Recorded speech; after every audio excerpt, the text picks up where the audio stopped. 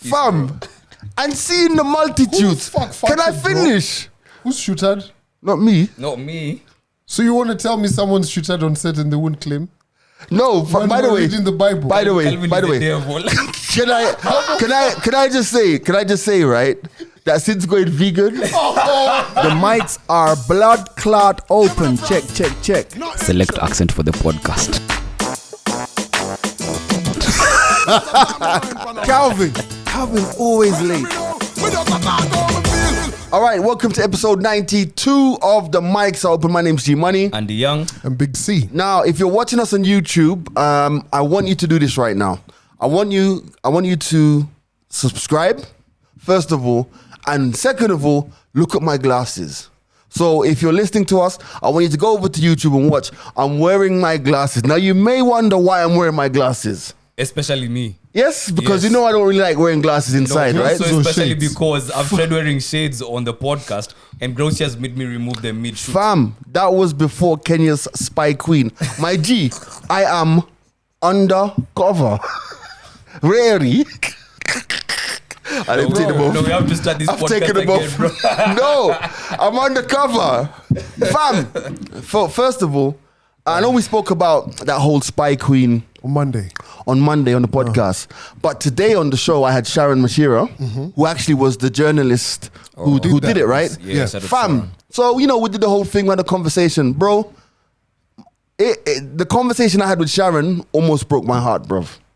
So at some point of the interview, I said to her, when you saw yourself trending and a lot of nasty things were said about her online, when you saw yourself trending like that, how did you feel? And she was like, I deleted Twitter, deleted Instagram. And she made two, and I said to her, Sharon, did you cry?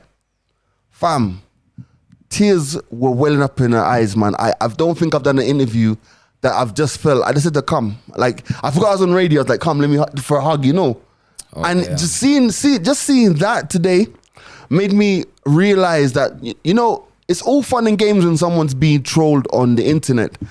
But when it's like we don't realize there's a real human being on the other side. She literally was in tears and she fixed herself up and she was good. Another thing, sorry, as I set this up, right?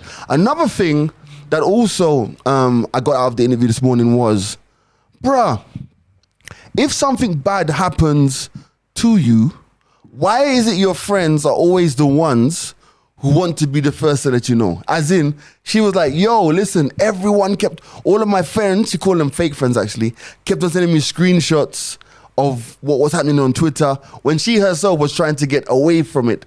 And it kind of made me think about the question is, if something was happening like that, should you be out there screenshotting Wagwan and sending it to the person who's trying to avoid that conversation? But here's the thing.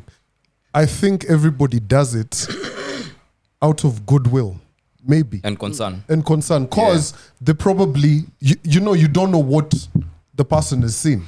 You get? Because they'll send it to you, be like, yo, by the way, this is what's up. So I feel like, I'm not trying to defend all of that, but I feel like it's something I would do. Right. If you don't know what's up, you get well, that's to a bigger degree. But on a smaller thing, like, okay, cool, something happened to you, right? Or this was being said. There's an article that's been written here, right? You probably haven't seen it, yeah. I've been the guy on the other side, right? I had a friend whose I think her IG got hacked while I was still in uni, and I think an ex-love of hers leaked some of her nudes. Wow. So it just wait. Let me put on my glasses as I go undercover. I'm going to solve this case. Yes. So I'm scrolling through my IG and I see a nude and I'm surprised because I know how I have created my IG. So I look at it again and I'm like, I know who this is. Right. So I DM'd her immediately with that account. I'm like, yo, I don't know if you're aware, but this is what's happening right now. Is this your account? Right. So when I had her say that, it took me back to that moment for and I was like, did I do the right thing? But her response was positive.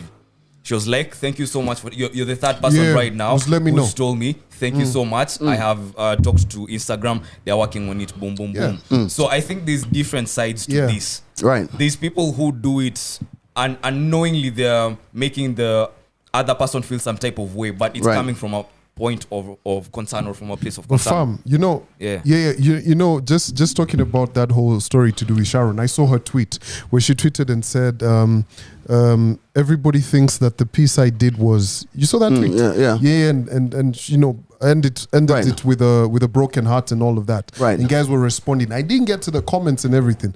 But remember, I think I saw you share something where you said everybody on Twitter, it's like how good you are on Twitter is arrived at by how mean you can be. Right. It's like you earn points for being mean, right? For burying people like, he's the meanest, so he's dope on Twitter. Right. Yeah, sad. For real. Shout out to everybody who's been using our visual podcast to turn us all into memes.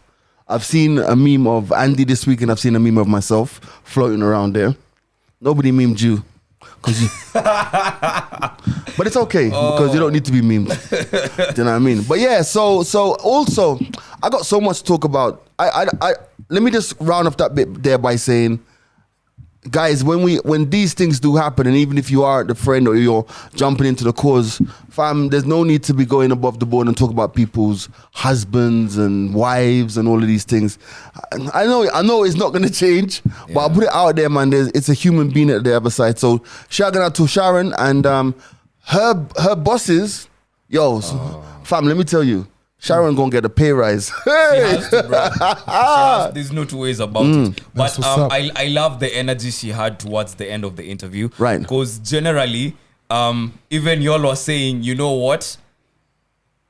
Kenyans owe you an apology for dragging your name through the mud, for putting something that's meant for comic relief out there, and people took it too seriously. Right. And this is something fresh, something that we need because there's so much going on right now. Fam, I love that energy. I found that whole thing hilarious, but you know. Yeah, it was. You know, that's one way to look at it. But for me, I look at it like from a purely marketing perspective. That's genius right there. Yeah. Fam. Mad genius. Bro, do you know how many people who've probably by now contacted Jen Mugo? You lot in NAE usually think, okay, cool, you know, it's cool to go contact this person at whatever security company. Right. But a whole industry that's out there on the road in Nairobi. Fam, well, here's the thing. Let me put my glasses on to go undercover. Yeah. Again. That's the crazy. Can I wear my shades, bro? Yeah, you can get them. I can wear my shades. There's no rules. Wow, it's fine. It's fine. There's no rules. Yeah. Okay. So, don't get him as he says. It's all good. So, I don't want to ruin the aesthetics. Fam, do you know what's scary? There's a whole industry unregulated out there. Let's talk about of private investigators. I'll take my glasses off. I'm not uncovered no more. Yeah. So I had the same conversation with someone yesterday, and they even before the documentary came out, they knew about her, right? And they were like, "Bro, fam, if you have someone who owes you money, there's a whole industry like G's saying, caliber like that who actually go out and handle that for you." You get? You could be out here sending people text messages like, yo, what's up, what? There's people who, you know, you're doing business with. You know what I mean? Yeah, like, for real. Like, whole thing. The day you see the dog Hitler roll up in your crib, just know it's going down. Hitler. Was it dog Hitler? Yeah. Bro, because he likes to hit people. Bro, I took so much from that documentary, right? It boils down to, Mandem, when I keep telling you guys, yo, if you're going to smash at your house, they are no hidden cameras at your house. Yeah. You know what I mean? Mad. Yo, those clocks and everything. Fam. I forgot. Bro, in the documentary, fam, she had cameras hidden in the teddy bear. Yeah. Bruh. That's what I'm saying. Panda, who's sitting on the table right now, get out there, do some work, get yourself a job, go and be a PI as well. The part that floored me is when she said, there's a teddy bear out there in the field at work right now. I'm like, wow. Fam, listen, if you don't know what we're talking about, go out there and watch Kenya's Spy Queen. It's on YouTube. It's made by BBC's Africa Eye. It's a great watch. How Kenyans are not the most how would I put it? Kenyans get onto things real quick. Yeah. Remember, I'll use the example of that lady called the Vibrating Lawyer. Mm-hmm. She sells sex toys and everything. Right. Yes. Fam, she was talking about how many people, ladies and men, have gone out and gotten all of those things now that they know they're available. Right. So now that you know there's a teddy bear, bruh, you're living wifey in the house. Fam, by the way, let me tell you, not being funny though, but if you do walk into someone's house and there happens to be a teddy bear in the kitchen, it's a bit suspect. Fam, you're worried about the teddy bear? Did you see the hidden cameras on the clock, bro? Yo, that number 10. You can't even see. You can't even spot that it, number bro. 10 that has the. You can't even. That's what I'm worried about. Not a teddy bear. But the pens are available on Jumia. Not that I have one, but you did your research. I'm gonna buy one though. Yeah. But with all that Fam, said, You bugged your own home, bro. no, Nah, forget that. Yeah. Fam, office. but with all that said, bro, that's kind of tricky, because if you're trying to get into or talk about anything and there's all these gadgets that are available, right? Fam, are we now going to look at a scenario where if you're coming to my house, we have a shelf where we put all electronic gadgets out? Bro, the real thing is, end of the day, think about it, right? Can you imagine who, in the world of, like, say, for example, technology, the person who sent the first screenshot, who was the first person who actually sent I need to Google that. Who's the person who sent the very first screenshot? Because if you think about it, like, as Drake said back in the day, I only fear like headshot or a screenshot or a screenshot. If you think about it, there are good uses for screenshots. For example, we're sending a picture or sending some text or whatever, all of that stuff. But like, if you go into your gallery, I'm sure, and you look in your gallery, if you have an iPhone, the bit that says screenshots, I think you're gonna look in there sometimes and say, what the fuck was I talking about here? Do you know what I mean? So it's just the world that we live in. It's like, when you talk about like people getting pissed off about WhatsApp and privacy concerns, like everyone's running to Telegram and to Signal, as if like your information is just not going to be out there anyway, Wow. The first screenshots were created with the first interactive computers around 1960. Fam, I did not see that coming. Your mom. Oh no, your mom wasn't alive in 1960. Grandma and grandpa were screenshotting. Oh man, but 1960. But that's such crazy. a hard. Imagine writing the code for that. Remember how big computers were back then? Oh man, when trust me. You had a computer that could, not even do an eighth of what this can do. The size of a whole room. Yo, Calvin, there's something you put out on your Twitter the other day, and I thought maybe you should talk about it. Is it okay to have a beer while they preach at a family function? Okay, so what happened? Backstory was this. So on Sunday, I went for a kid's 1 year birthday party, right? Fam, can we talk about that in itself? Yeah. Bro, listen, if your kid is 1 year old, don't think that big man like me is rolling up with teddy bears.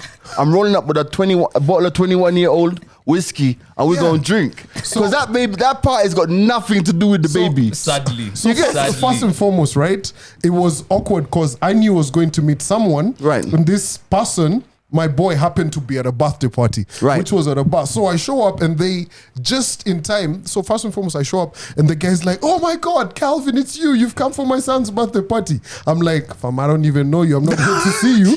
I'm here to see my boy." Right. So I chill. I'd kick you out though. I'd kick you out. I'd kick you out. That was mean, bro. The guy was like a fan of the podcast, by the way. Shout out to him. I'll give him a plug. So second thing is this. A lady stands up and they're like, "Okay, now that we've eaten, we all need to do introductions." Oh man, I hate that shit. So I stand up, I say my name, and I said, "I'm not related to anyone." Then the grandmothers are like, "Oh, now that you're here, you're our relative." Fuck no. You know, oh, you spotted someone. No. Okay. As in it's introductions. But anyway, long story short, they decide to start preaching. Guys have already been ordering beers all around. It's like 3 p.m. on a Sunday afternoon. And she starts preaching. What are you supposed to do? Stop Keep drinking. No, keep drinking. Because I looked to my left, there was this grandfather to the kid. He was tossing them back. So in my, just attempt to understand, I put it out there. Okay. Let me ask you something. Yeah. Would you pull up to a place where I am preaching and I'm allowing you to drink and smoke cigarettes and just chill? Yeah. And you can preach. Yeah. I think the arguments would be hilarious. Imagine the pastor's preached, he's like on someone what. And then you're just Exactly. like, no, Jesus didn't say that. That's why I think religious leaders need to get off their high horses. By the way, just pause. Is there, the other day I told my mom, the Lord helps those who help themselves. That's not in the Bible. And she asked me, where in the Bible is that? That's not actually in the Bible. I felt so bad.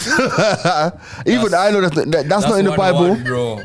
That's one. Even the next one. Who the fuck said it was in the Bible? The next one we say like cleanliness is next to godliness. That's not in the Bible either. Oh, That's in the Bible. It is? Yeah. Okay. I fucked up there. Cleanliness is next to God. That's in the Bible, bro. that I think is in the Bible. But I know the one about God helps those who help themselves ain't in the Yeah, Bible. that's not in the Bible. Are you sure? Google it. Yeah, bruv. Oh, sorry, mate. Today, bro. Right. There's a lot of other stuff I want to get through today. I got a very important question that I'm kind of saving it because I think it's going to take quite a bit of our time. While we're here and while Andy's Googling that, I want to remind guys, please like, subscribe and watch the content on the channel. This is for the YouTube guys, by the way. And if you're even on Anchor or on of the audio platforms, there's a lot of good stuff happening on our YouTube page and more stuff to come. Andy and Neville have their thing. Kelly and Ashley have their thing happening, jumping off in the next couple of days as well. So please, and we're going to have Ashley on the podcast next week as well. So please make sure that you subscribe because 90% of the people who are watching it are not subscribed. So we need you to be part of the family. We're building a community here. And if you are a content creator, please, we want to hear from you as well. Let's see if we can, help people. Yo, guys, I think I got the dopest pickup line ever this week. Okay. Here's the thing. Do that? It was actually sent to me. Was it like memory M-Pesa? verse. No. This is actually from the By the Bible. way, for me to pick me up, send me M-Pesa. That's the dopest pickup line. So there's a Bible verse that says, so we're talking about something, right? And someone sent this to me. It's 2 John chapter 1, verses 12. Right. It says, I have much to write to you, but I do not want to waste paper and ink.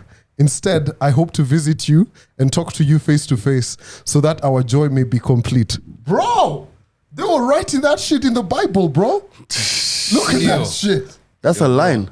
That's a lie. Yeah, He's but gonna take you around, bro. yeah, but that's not the that's the new international. That's the new international version. I don't like that version of the Bible. Bro, this will take you deep into text. Right. Okay. Yeah, I'm even tired of looking for it now. Right.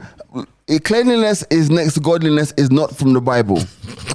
I just googled it. That's what they said. It's not from the Bible. But let's leave that. Anyway, I go to references, but it's okay. Not that we're getting religious. I fucking hate the. Oh my god, I'm gonna. Oh my. I've just messed up. Say it. What do you mean? I've hate the new international version. So what do you prefer? So this has New Living Translation. No, fam, you gotta go to the King James version, bruv. Why? The old school. Why? Have it, fam. The Bible. Look listen, the bro. lines, wait. bro. The Bible isn't supposed to sound like a WhatsApp conversation. Fam, But it is, Jesus bro. wasn't around, or Jesus wasn't around, like saying things like, "Yo, wagwan." Let me like. What is the? No, what is? let me show you the difference. Wait, listen, please. No, let me tell you, Fam. fam. I want to hear seeing the multitudes and all of those things. And That's second in the John what? beginning, this is 2 John. 2 John 1:12. chapter 1 Right. verse 12. 12. Yeah. Are you gonna read it in the New International Version? No. Have you got it? Have you got like a? got I guess the Message James, right? Bible. Go on. The Message Bible. Is that like another version? Yeah. So chapter 1 verse Just hold on. 12. It's Yeah. John. No, I want you to read. I want you to read It's the 2 John. King James version first. All right, let me. The King James version sounds like this: having many things to write unto you, I would not write with paper and ink, but I trust to come unto you and speak face to face, that our joy may be full. That's the real thing. What's so different from that? Listen to the Message Bible, yeah? Oh, this is such a sermon. I like it. I have a lot more things to tell you, but I'd rather not use paper and ink. I hope to be there soon in person and have a heart-to-heart talk. How personal is that, bro? How Fam. Yes. No. Go to. is that, Wait. Look at that. Go to the Beatitudes. That's whatever that is. Go to the Beatitudes. Go to the ones where it's like, blessed are the poor in spirit, for they shall be called. Matthew 7. Beatitudes, huh? Yeah. So, how do you do Blessed that? are the poor, the peacemakers. Beatitudes by Right. Christ, right? Yeah, I want you to get your version. Get it up in your Bible. Okay. Fam, you can't tell me that the Bible is gonna say the Beatitudes, like King James version is like, and seeing the multitudes. Blessed Your are the poor. your version would be like, yo, and seeing the Mandem. Oh yeah, I'd read that, bro. So, I'd read that hold on. Bible. Before we get into all of that, let me ask you this. So, from the Bible and the knowledge that I have of it, it's been translated to literally so many different languages. You want to tell me in Jamaica, you guys read it in Patois? Fam, I'm talking about what I grew up with the King James. No, but you've been to Jamaica, lived there and all of that. Bro, how you guys reading the Bible? Oh, this is so interesting. I can't wait for us No, to read the Beatitudes. listen what I'm Like, saying. how would the What have pastor you got it there, yeah? Which version have you got? The Message one? The Message Bible. All right, bro. hold on. No, what's the Matthew chapter 5. So what version am I supposed let me to see. get? You're supposed to get the New International Someone can do version. NIV, So, King James. And you know I still reinstalling Bible on my phone. Oh, So you just Google I must have NIV. deleted it. Oh, and I'm using the same Right. Bible. so Yeah. mine's What in is this? NIV. Oh shit, that shit's small, bro. Wait, hold on. Is this Bible Yes, got? bro, you can put stories using Is this Bible got streaks in it? Yeah. No, Shut up. Like you can do stories, bro. what is it? Matthew Matthew chapter 5. 5, yeah. It's so easy. You even select That's dope. That's the Bible. Right. the translation. Right. Yeah, using Cool. King James, yeah. Right. Are you ready? Ready. Which one's King yours? James version. Ready. All right. Listen, no, so I want you guys to go into the comments and judge on this on the various platforms. Listen to my version. And seeing the multitudes, you know. So Big- write a hey, song and start with that, and then we seeing, can all sleep with peace, fam, bro. and seeing the multitudes. Who the fuck Can I fucked it, bro? finish? Who's shooted? Not me. Not me. So you want to tell me someone's shooted on set and they won't claim? No. When By the we're way, reading the Bible. By the way, Calvin by is the way, devil. can I just say right that since going vegan, Lie to us, G. no. Lie to us, Look, please. no. Those who fought before reading the Bible. No, Fuck, can I just say, no, fam, I want to say, since going vegan, right, my farts have got no fucking authority.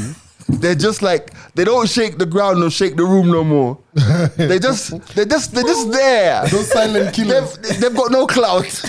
You're Anyway, formal. Huh? You're formal. of my farts. Yeah. Oh my God. Remember those days when I used to like drop a number 2, man? Like, anyway, so Jesus. let's go back. And listen to my version. And seeing the multitudes, he went up into the mountain, and when he was set, his disciples came unto him. And he opened his mouth and taught them, saying, Blessed are the poor in spirit, Bro. for theirs is the kingdom of heaven. First and foremost- Fam, we're in church You're here. trying to interrupt No, the pastor? Wait! How did you say came onto him? His disciples came unto Exactly. They came onto him. Everything's wrong with that verse, bro. How did they come into him? I want to be part of this. No. I'm not part of I this, want to bro. be part of this, Calvin. Bro, I'm how not- do you I'm read not that part of with a this, bro. straight face? I want to be part of this, bro. Listen. Oh I wonder my how God. the sales- I wonder how the sales. Do you of see that- why it's important to have the message Bible, bro? Wait. I'm just because right. First of all, I don't want to offend nobody, but Calvin, you've just messed up my religion. Check this out, right? Listen. Are you sure you want to go down this road? No, see, I we're think we reading should the back Bible, up, bro. Wait. Guys, wait. I'm about to read something. Yeah. Okay, proceed. Are you ready? Okay. Now that you've pointed out, right? Yeah. And seeing the multitudes, he went into the mountain, and when he was set, his disciples. No. Do you see? No, So don't. wrong, bro. Wait, No. wait. Did you see it? I see it. Don't. Please don't. I'm gonna read it again. When he No, was don't. ready. Wait, I'm gonna read it. And when he was set, his disciples came unto him. Wait, he opened his mouth. Oh my God. Oh, Jesus. Can we move on? Now, by now we've offended everybody. When he was set, his disciples came unto him. He Why did they opened laugh? his mouth and taught them, saying, Blessed are... Right, forget it. That's my version. Let me hear your version. Oh, man. You can't even come close to that, bro. So mine's the pure one, right? It says, now when he saw the crowds, he went up on the mountainside and sat down. His disciples came to him. Came to him, yeah. Better, right? And he began to teach them, saying, Blessed are the poor in spirit, for theirs is the kingdom of heaven. And That's so boring. it goes on. Let me hear your version. Did you just say that's boring? Yeah, let me hear your... That's boring. Let me hear your Alright, so version. the Message Bible. Uh-huh. When Jesus saw his ministry He's Mandem. drawing huge crowds, he climbed a hillside. He sounds like a DJ. I'm beefer. I took a feeling I'm beefer. You know, you walk into a club, right? You're a DJ. Yeah. And the DJ before you's killing it. And you go and open your laptop. And he pulled up with the crew. Anyway, those who were apprenticed to him, aka his disciples, Apprentice. Why is it apprenticed so to him. complicated, though? No, it's not complicated. This is lingo that fam. us guys can relate to. Those who were apprenticed to him. Yes. So basically, you're saying that the disciples were interns. Yes. More or less. Pay interns. Yeah. Yes, so those who were apprenticed to him, they committed, climbed with him. Was this before he opened his... Hey, wait. Let's move on. Arriving, oh, this will sound so bad. Arriving at a quiet place, he sat down and taught his climbing companions. So let me ask you a question. This is what So he said. the people who have the people who have been your climbing companions, when's the last time you arrived at a quiet place? Yo, the Bible, you literally... So first and foremost, I've got a problem with No, that. wait. There's somewhere I want to go with this. Okay. Let me just read the first beatitude since you read yours. This is what he said. You are blessed when you are at the end of your rope. With less of you, there is more of God and his rule. Now, do you see? Do I read that again? You're blessed when you're at the end of your rope. Yes. With less of you, there is more of God and his rule. The question I wanted to ask what you is guys that? is, when you read the first beatitude, what did you even understand it? Blessed, are the poor in spirit. for they shall be called children. For What do you theirs is the understand from kingdom that? of heaven. What do you understand from that? So if you want to go to heaven, just maintain staying poor, broke, bro. You see? So anyway, okay, cool. First What of I don't all, like no. about your version is it said apprenticeship, right? Yes. No, Bro. the apprentice. So what does it say? Just read it out loud. When Jesus saw his ministry drawing huge crowds, he climbed a hillside. Those who were apprenticed to him. Apprentice to him. So Yes. they're learning from him. The interns, Right? disciples. Yeah, more or less. But when Jesus died, You want to kill God?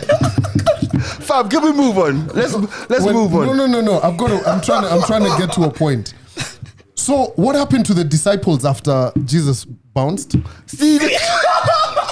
See the club was The closed. Bible, bro. No, you see what I'm trying to say is this. Who wrote the Bible? If they're really talking about apprenticeship, Fam. there should have been something like there should have been the church of. Let me tell you what happened when Jesus died. It's like if you want a physical representation, you see, like when you get to 9 o'clock at Milan on a Thursday, and I close my laptop.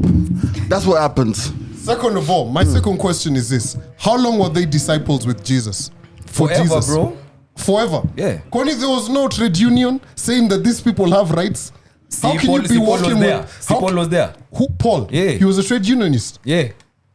See, You know what, guys? No Kombele. By the way, No, I'm just joking. not going to hell with you guys.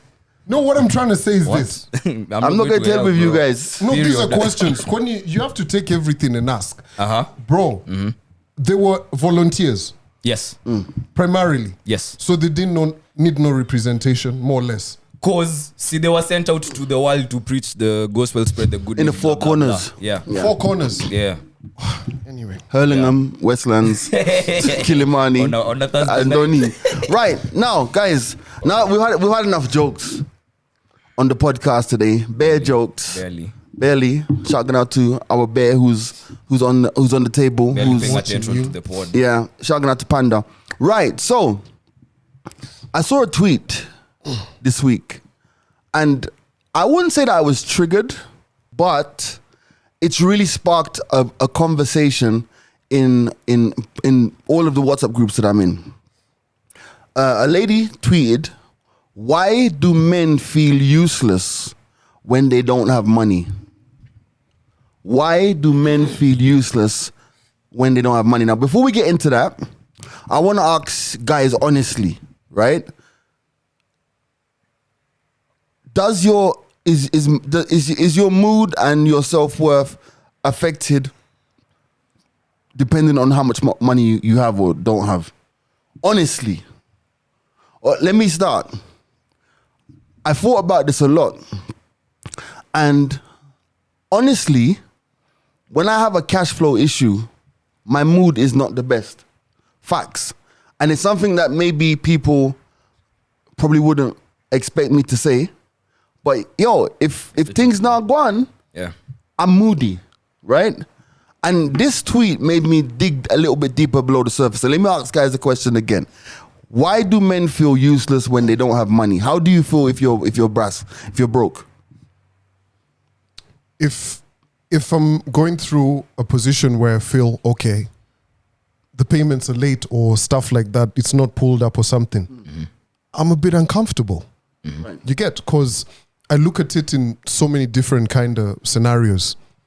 Oh, this may arise, something needs to be sorted out. So I'm a bit not at ease. Yeah. Am I unhappy? No. Because I know I'll sort it out or something. Yeah. But to I think first touch on it, then we can proceed with it. Yeah. I'd be lying if I said that my confidence isn't affected even a little bit. Right. If I'm broke. Right. Because there is how I'm used to moving. Yeah. I'm comfortable within my lifestyle, within my means. Right. So when I lack the means, I'm not comfortable. And that will show. However, I try not project this to anyone. Right. I keep it to myself because no one did anything to deserve this kind of projection. Right. So I can't come put you in a different But we're also human as well. Yeah. So sometimes it will affect. All right, interesting. That's why. Excuse me. A couple of times when say a friend of yours who every now and then you'll usually hang out, you go to a usual spot. That's why if it gets to that point and you don't have the money, you might even start becoming a bit aggressive towards him, like, why you always asking me if we need to go, bruh? Let me just chill this time round and all that. So we attach our egos to our self-worth, which equates to how much money we have. Just read out that question once again. Right. It says, why do men feel useless when they don't have money? That's the first part of the question. We'll get into the rest of it after we've all cleared that up. So why do men feel so useless when they don't have money? Now, this is from both sexes. I'm not going to sit here and say women are the only people who broke shame. Right. Men broke shame as well. And this is not just from people you're dating. It's also from people you associate with or your friends of either sex. Right. And also in some family situations. We've sat here and said and made a joke about, if you ain't got too much money during Christmas, they're telling you, you go slaughter the goat. Right. If you've got the dough, they're telling you, you can sit down. Right. Yeah. You get? So it comes from both sexes. If you ain't got the dough, they're making you feel, G. Right. You ain't got shit. Cool. Now, let me go into the second part of the tweet. Someone responded in saying, so the question was, why do men feel useless when they don't have money? The second part of the response was, because everyone and everything on this earth is loved unconditionally except a man. The condition being money. Men are like bank accounts. Without money, they don't generate any interest. You know. Now, fam, I want you to pause and let that sink in. Because everyone and everything on this earth is loved unconditionally except a man. The condition being money. Men are like bank accounts. Without money, they don't generate any interest. Have you watched that new stand-up comedy by Chris Rock that's out on Netflix? No. He actually makes a joke that is in reference to that. Okay. And he says, even your dog at home, Right. is loved more than you if you ain't got no money. Right. Now, I dropped this in our WhatsApp group, right? And one of the people responded, Shangana to Barry, said, I actually believe in this. To me, women are born with value. You could be approved of just because you're beautiful, etc. But men must create their own value. We are born with a burden of performance. How do we measure this value? While money is not everything, it is a key yardstick of how our value is measured. It dictates where we can live, which school our kids can attend, which cars we can drive, to some extent, which woman we can attract, even if it's just on a superficial level. Which of our peers want to be associated with us? Because we all know that there are many guys who hang out with other guys because they have money. True. Yeah. You get me? Yeah. And it really made me think when I read that series, and I'll close this now. It really made me think when I read that series of tweets and stuff, because is it fair and is it true that men are not valued unless they've created, and creating a pool of chums or something? Sadly, I have to agree with Barry. I agree. It's not all about excuse me, it's not all about the money, but it's a measuring stick. Like in society, what can you do with what you have? Because as he's saying, with babes, if you're beautiful, boom, that's it. You're in. You don't need to try. You're born with value. And men are chasing after who? After babes. Men are doing everything for who? For the babes. So everything that you have to do, you need money. You need money to move a certain type of way, to prove a point to society, a point to yourself, a point to your family. It's madness. I agree, sadly. Right. I'm just out here Googling some of the biggest causes of depression. Right. You know what I mean? Right. And? Well, I'm just waiting on this to load.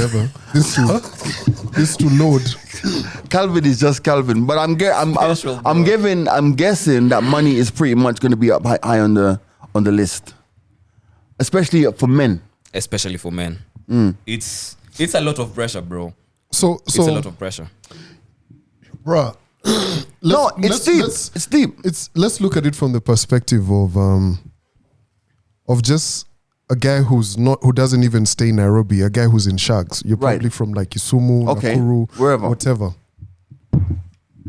There's a lot that happens. I've sat with guys in Shags and they always ask you, hey, Gigi Kukwaje, how's Nairobi?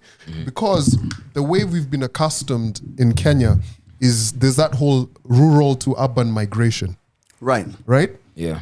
You've made you've stayed in Shags, you studied in Shags or whatever, then you came to Nairobi, got a job. If things didn't go too well, you've gone back to Shags. Literally, that's how it is. And your parents, most of the time, will come to Nairobi, work here, make all the money, then eventually, when they've retired, they go back to Shags. Right. So when you think about that young man or young woman who's there, but in this case, we're talking about the man, and you look at them, if they don't have that element of success that you, Andy, or G have in that urban area, bro, ain't nobody looking at them. Right. It's such crazy pressures that are there. But I like how Barry put it. Women are born with value. Right. I'd love to hear that from a woman's perspective. Oh, same here. Because what are we equating value to? Right. So what I think we can do is we can park that one just there. Yeah, because I think this is like a whole podcast. I think the next time we have Ashley on the pod, right? Yeah, we unpin this and we present it to her. It really, but you see, here's the thing. It's great that we're saying that, but since we're recording a podcast right now, women can always answer that question in their definition and tell us what. Yeah. What's that value? What creates value? Does a man have value just for being a man, or just the boy child? The boy child has it, because it made me think, right, that if this is the case, it then means that the pressure that men generally are going to grow up under is going to lead to even a bigger increase in the future in terms of mental health issues and all of these things. But think about it like this.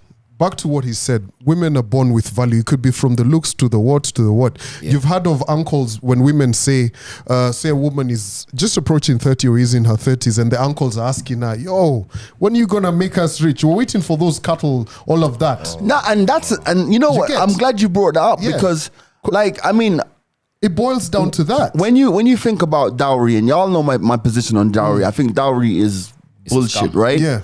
But I just think that, like, if, it's almost like a princess mentality. You are in your house, your parents' house, you go back to the village for the dowry or the ruash or whatever it's called, right? And, the dowry, ceremony. And this man has to come, bring tombs, bring cows, as it was traditionally, bring whatever he brings, right? Immediately before he's even begun his journey of married life, he has to show value. Yeah. Oh yeah. And it's equated. It's equated to so many things, right? When you're in some of those rooms or having spoken to people who've gone through the whole customary, thing, right? They tell you some of the uncles, because the pops at most of the time is just there. Yeah. But the uncles are talking and they'll say, we took this chick to Union London. We've educated her to this point. We've given her a life. Right. You can see. And the problem I find with that is simple. You are supposed to look after your child. Yep. Like, I don't think a parent should get credit for raising a child the way it's supposed to be raised. I don't mean, like, I'm not discounting the role of parents, but what I'm saying is this, right? If you bring a child onto this world, right, until that child reaches early adulthood, you are responsible for that child. So the point I'm going to make is, you should not say to me, oh, we took her and we sent her to a great school abroad or whatever. Because my parents sent me to a great school. Yep. So the fact of the matter is, if we're going to talk about equality, which it seems to be a very... touchy matter. Not even touchy, a very... some days we want to be equal, some days we don't want to be equal. Yeah. But the same fact is, being born a man was not my choice. Being born a woman is not your choice. But my parents looked after me and spent money the same way. So the things you're saying to me, the value is there because we educated her and we brought her. God damn it, you're supposed to do that. I've been to 2 ceremonies where I've seen 2 uncles rise up when everything has happened and, the negotiations have been struck. There's a deal that's been arrived at. And they stood up and said, you've come to the home, you've seen where we've taken her, educated her, the things we've given her. So you need to maintain that standard. If not, she's most welcome to come back. But now it goes... You see, to that whole point where we're saying the price has already been put. You get me? It's already been equated to this. Right, okay. So you see where why a man will go through all of that and after a while things don't work out and they, get a divorce and everything. And the guy doesn't want to do it again. Right. Well, my thing is this, right? At the end of the day, right? You are, as the man, are being told to show up with value. And my thing about it is it true that as men, we have no value and that's why our moods depend on whether we have money or not? You're being told to you're being told to show up and pay dowry and maintain this lifestyle. Yeah? Fam, where does your value come from?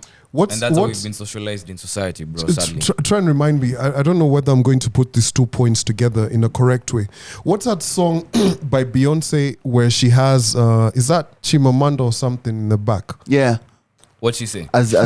Flawless. There, that's the one. Ah, yes. The part where where Chimamanda speaks and says, we teach girls to shrink themselves, to make themselves smaller. We say, girls, you can have ambition, but not too much, and all of those. Right. You remember that? Yeah, bit? you should aim to be successful, but not too successful. Otherwise, you'll threaten the man. Because I'm female, I'm expected to aspire to marriage. I'm expected to make my life choices, always keeping in mind that marriage is the most important. Now, marriage can be a source of joy and love and mutual support, but why do we teach girls to aspire to marriage and we don't teach boys the same? We raise girls to see each other as competitors, not for jobs or accomplishment, which I think can be a good thing, but for the attention of men.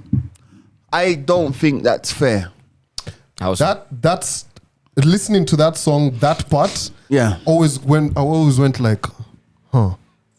I think it's a good conversation to have. Shout out to the girls of the It's Related, I Promise podcast. I would love to have this conversation with those guys. But because some of them work at the BBC, they can't do podcasts no more. Yep. So at some point when they quit or they leave, we'll have this conversation on the podcast. Guys, Wait. Before you wrap it up, we lost a very phenomenal journalist, Larry King. Yes, Larry King. Yeah, wow. I felt like it would be important to mention that. But more importantly, Piers Morgan put out a tweet. Right. And it was rather controversial. Right.